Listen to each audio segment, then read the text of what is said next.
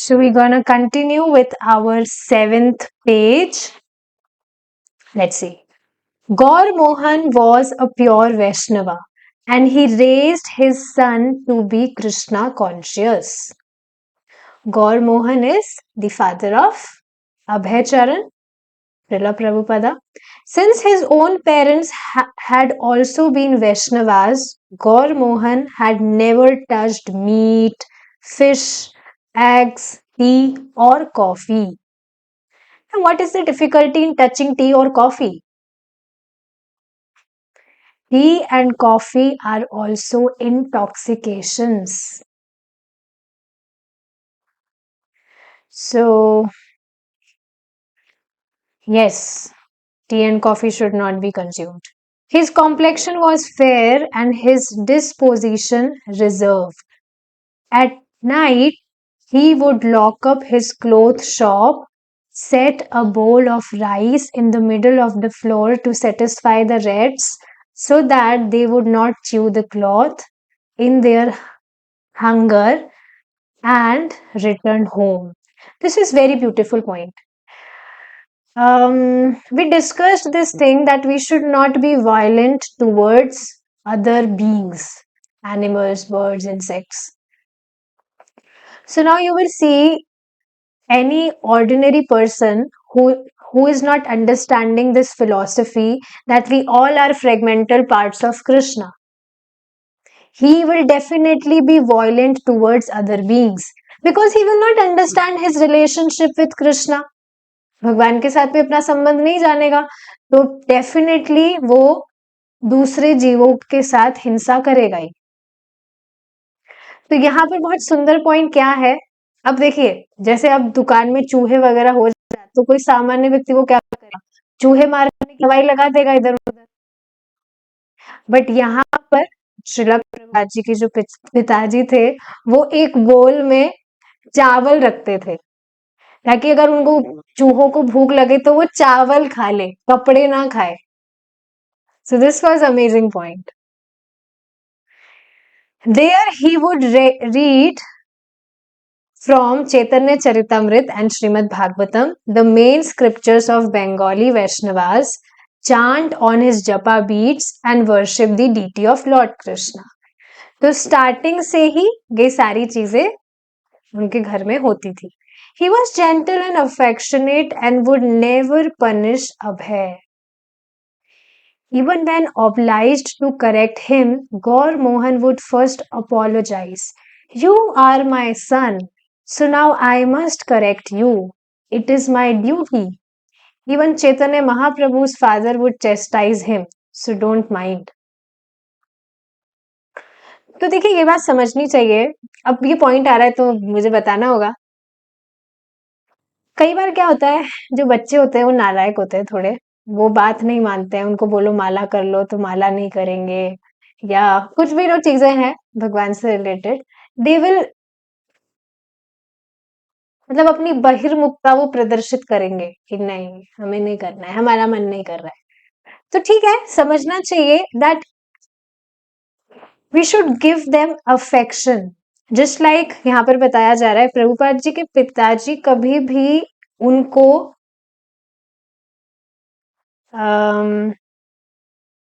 Punish नहीं करते थे. ऐसा नहीं कहा जा रहा कि करेक्शन नहीं देते थे, डेफिनेटली करेक्शन देते थे पर अच्छे से प्यार से समझाते थे. ये बात यहाँ पर बताई जा रही है. So we should be friend to our kids. उनको अपना मतलब दोस्त बनाइए, दोस्ती करिए उनसे और उनको अच्छे से समझाना चाहिए. डेफिनेटली वो मानेंगे. नहीं तो आप देखेंगे पिटाई करना ये सारी चीजें सब भक्त तो करते भी नहीं ये सारी चीजें, पर ऐसा देखा जाता है जो अभक्त होते हैं वो अपने बच्चों को कंट्रोल करने की भावना से देखते हैं कि ये मेरा बच्चा है तो मैं इसको कंट्रोल करूंगा, मेरे हिसाब से चलना चाहिए. और फिर ऐसा बर्ताव करने से बच्चा वैसे भी नहीं मानता, वो और ढीठ हो जाता है. तो बात समझनी चाहिए that we should be friend of our kids. जो भी पेरेंट्स हैं उनको इस तरह से अच्छे से आप अगर फ्रेंडशिप करके उन्हें समझाते हैं तो वो डेफिनेटली मानेंगे. नहीं मानते हैं तो थोड़ी स्ट्रिक्टनेस हो सकती है, बिल्कुल, जैसे यहाँ पर बताया जा रहा है that even Chaitanya Mahaprabhu's father would chastise him, डांट लगाते थे महाप्रभु के पिताजी. So don't mind.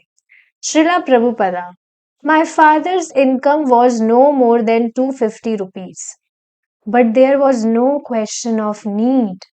In the mango season, when we were children, we would run through the house playing and we would grab mangoes as we were running through. And all through the day, we would eat mangoes. We would not have to think, can I have a mango? My father always provided food. Mangoes were 1 rupee a dozen. Life was simple, but there was always plenty. ये आप स्वयं इससे relate कर पा रहे हैं कि भक्ति में आने के बाद में ये नेचुरली ही है that we tend towards simple living, और समय बचाकर ज्यादा से ज्यादा हम भजन करना चाहते हैं. लेकिन आप देखेंगे साधारण मतलब सिंपलिसिटी फॉलो करने के बाद में भी लगता है कि सच में आवश्यकता से बहुत अधिक भगवान ने दिया हुआ है. ये बिल्कुल मतलब अमेजिंग चीज है कि यद्यपि हम सिंपल जीवन जी रहे हैं तो बिल्कुल ऐसा लगता ही है कि आवश्यकता से बहुत अधिक भगवान ने दिया हुआ है.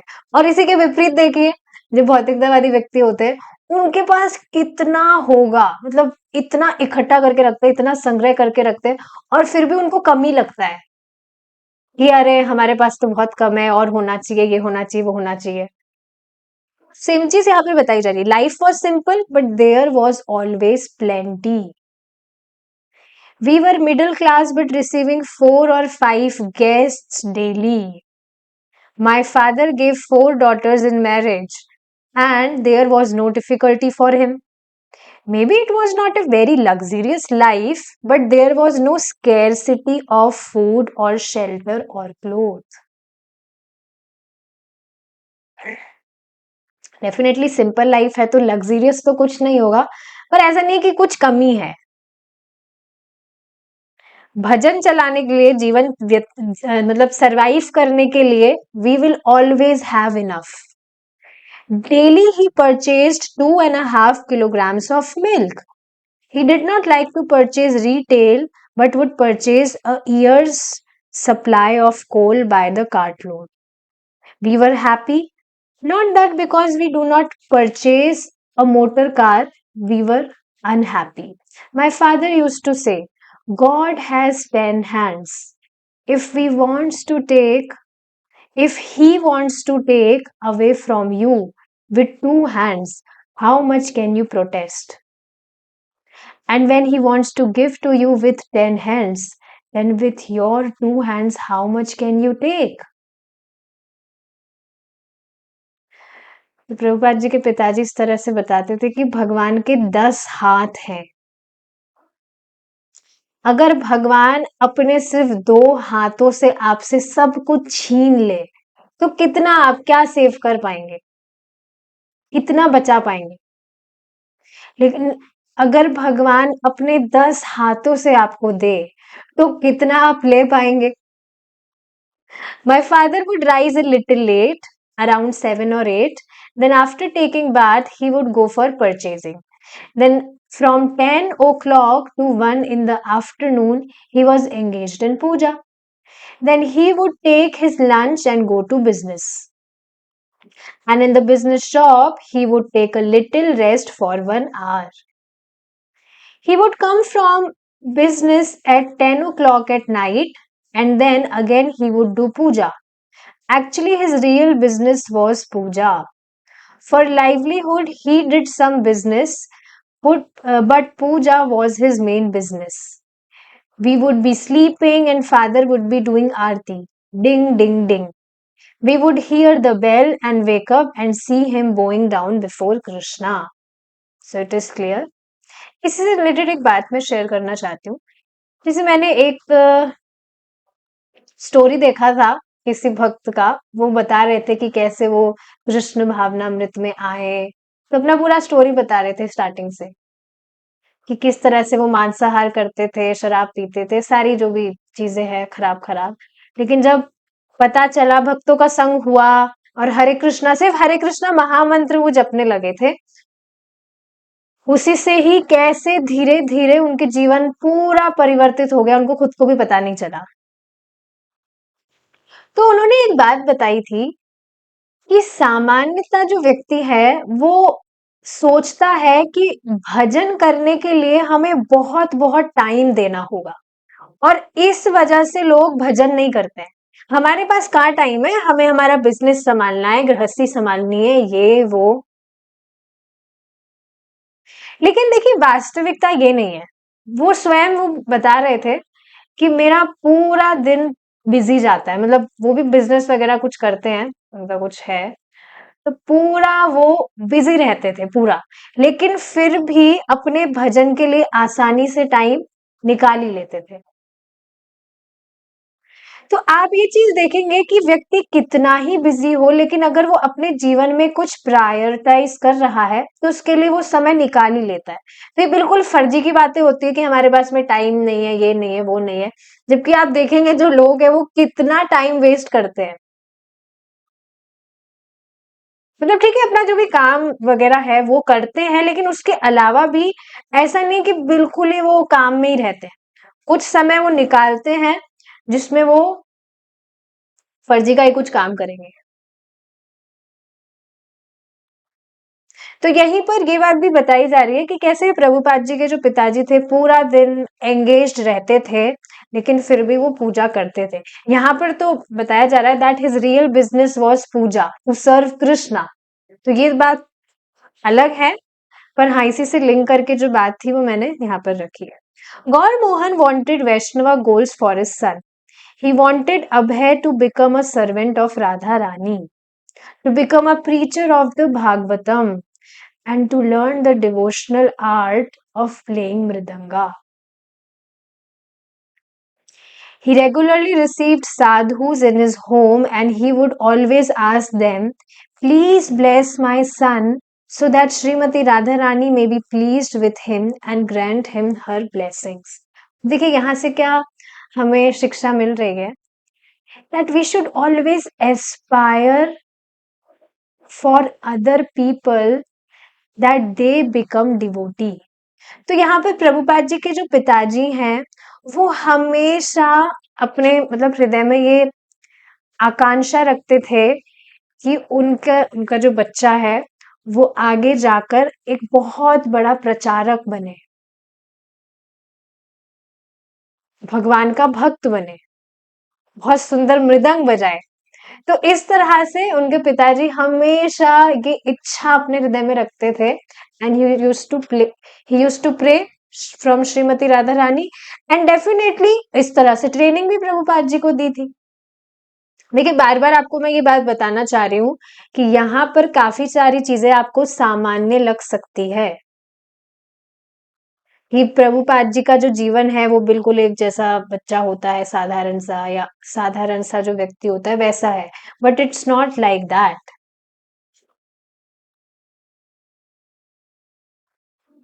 बार बार में मतलब ये बात याद रखने की जरूरत है। एनीवेज, तो यहाँ पर ये क्या टॉपिक आ रहा है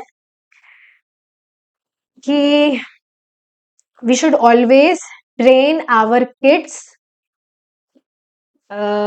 we should always aspire for our kids कि वो आगे जाकर भगवान के भक्त बने और अच्छे से भगवान का प्रचार करें, और उस तरह से डेफिनेटली हमें ट्रेनिंग भी देना चाहिए स्टार्टिंग से। ये चीज यहाँ बताई जा रही है। Enjoying each others company, father and son used to walk as far as 10 meals, saving the 5 paisa tram fare. On the beach, they used to see a yogi who for years had sat in one spot without moving. One day, the yogi's son was sitting there and people had gathered around. The son was taking over his father's sitting place.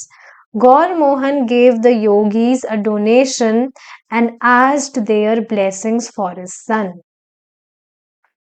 When Abhay's mother said she wanted him to become a British lawyer when he grew up, which meant he would have to go to London to study, one of the Malik's uncles thought it was a good idea.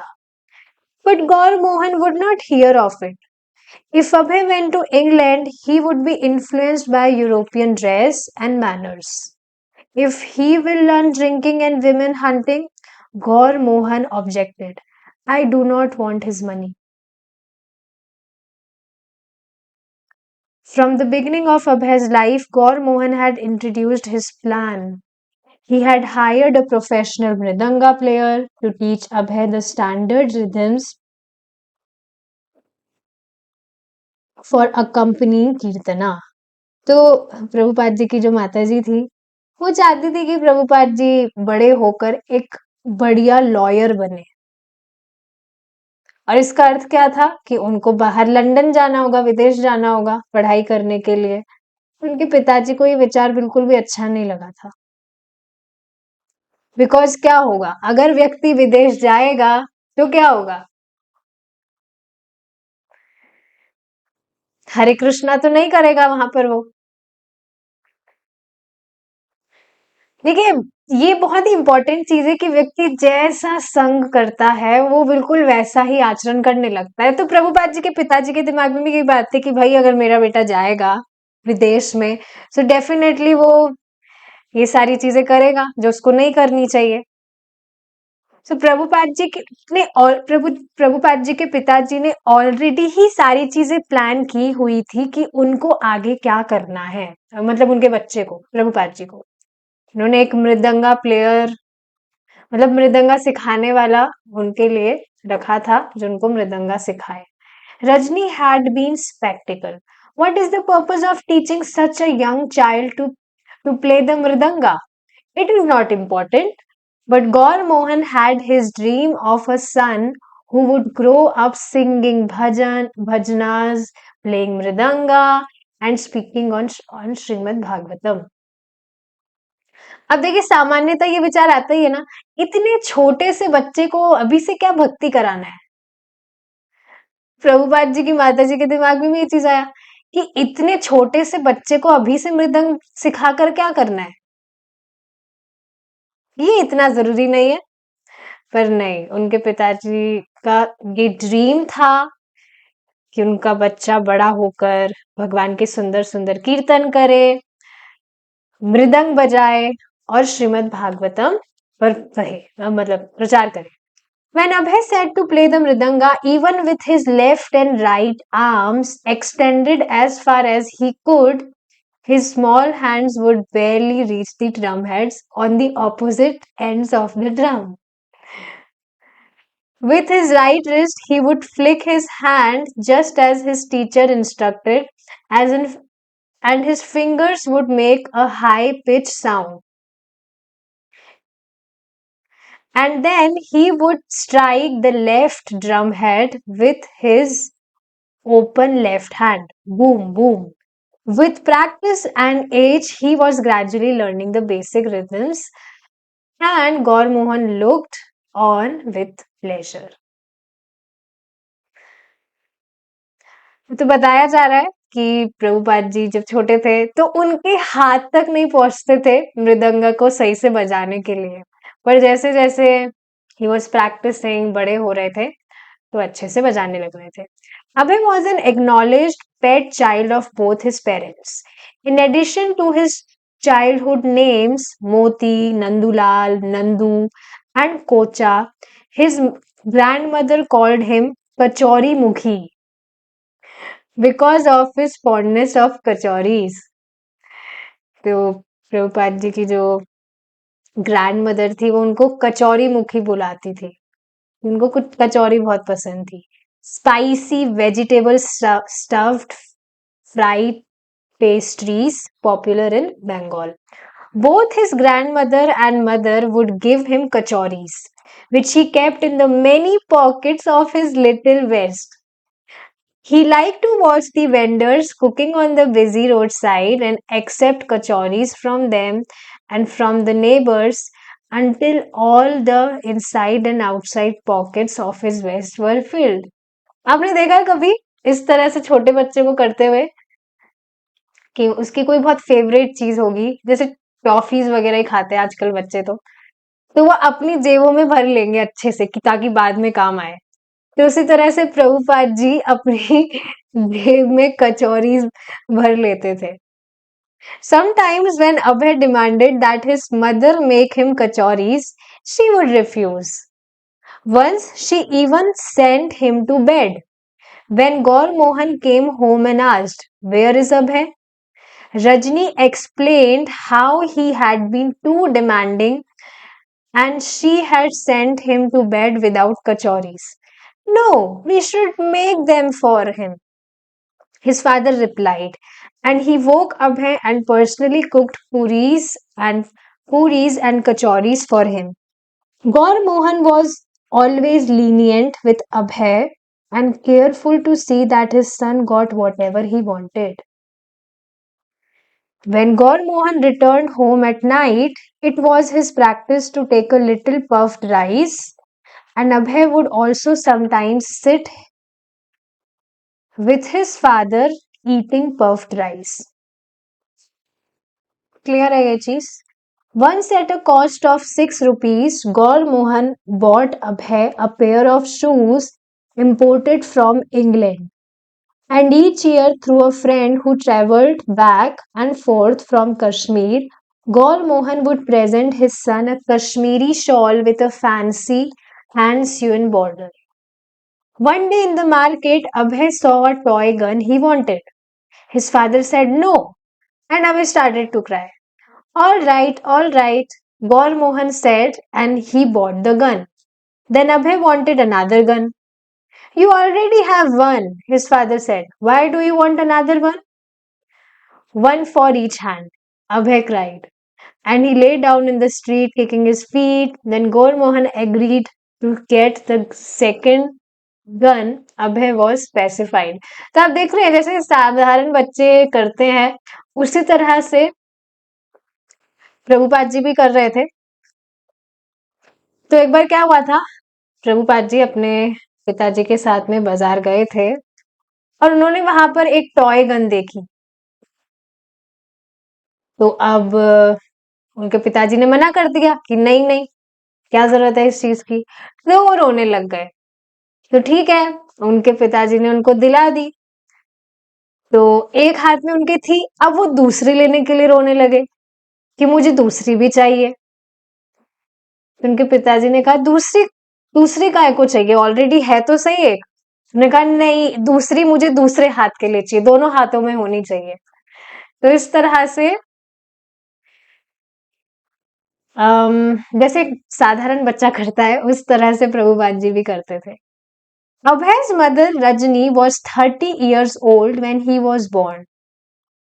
Like her husband, she came from a long established Gaudiya Vaishnava family.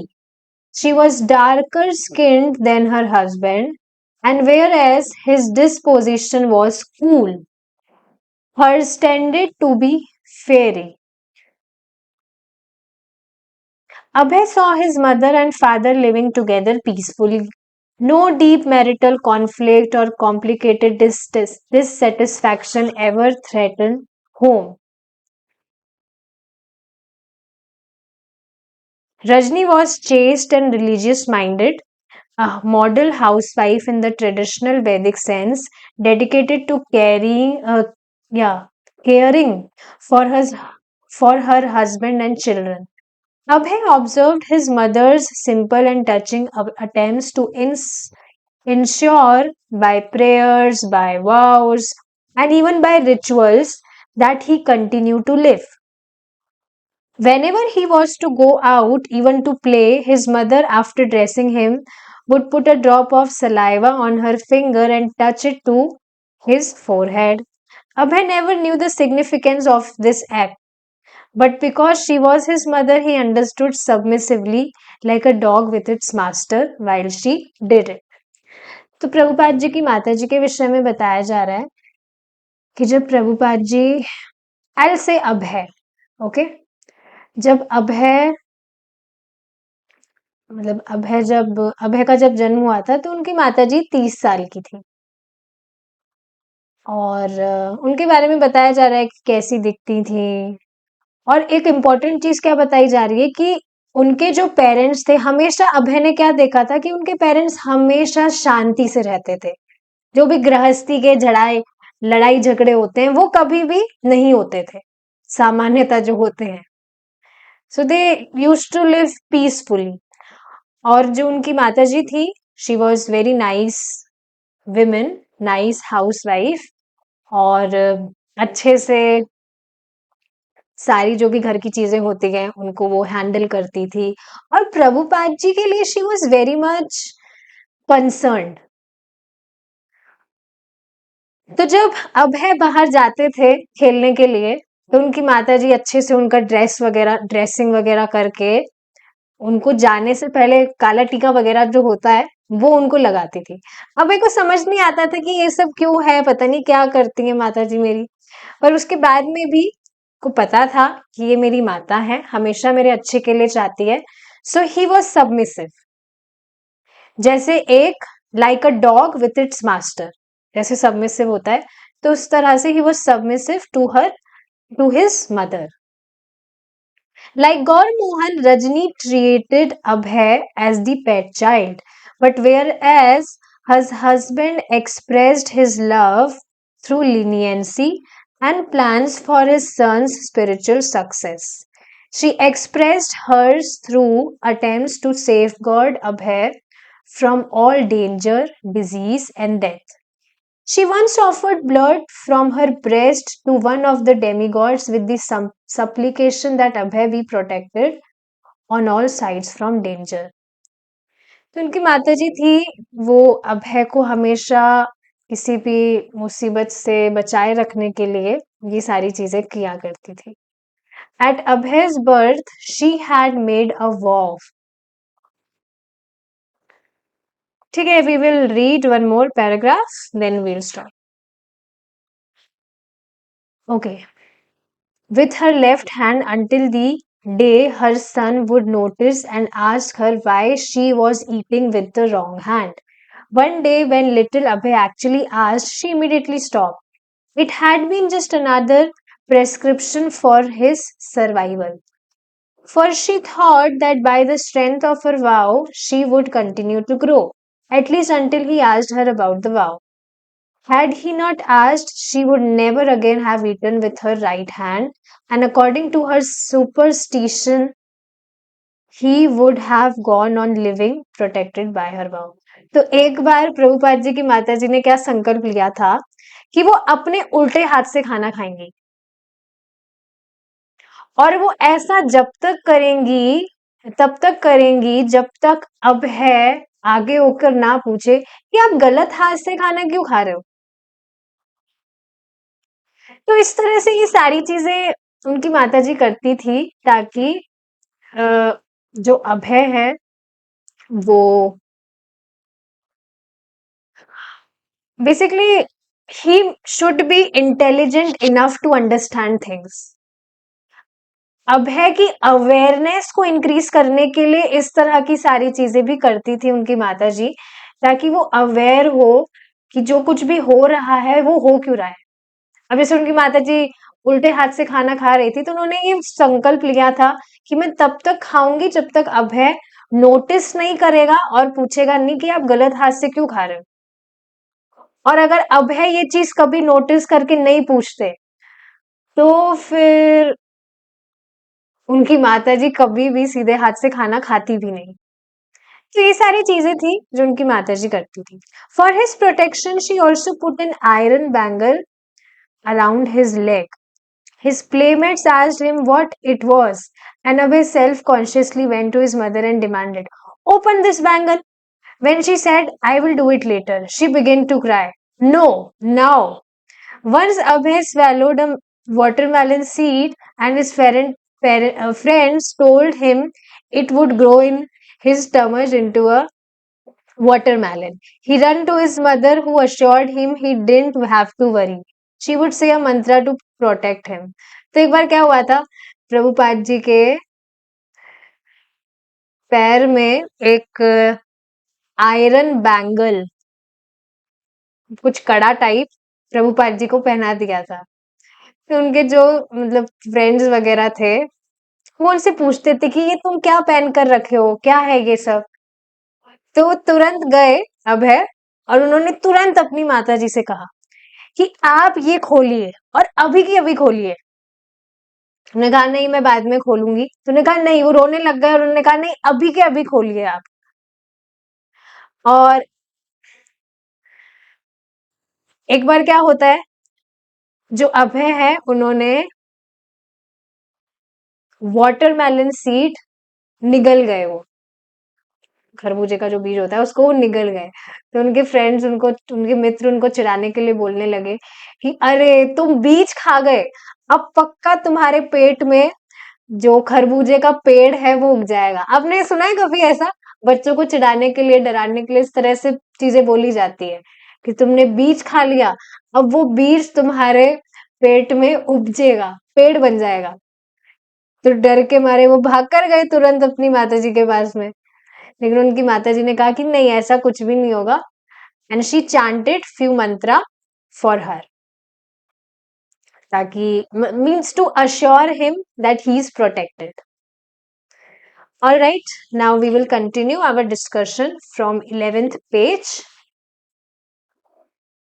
from next Thursday. All right. Hare Krishna, Jai Srila Prabhupada.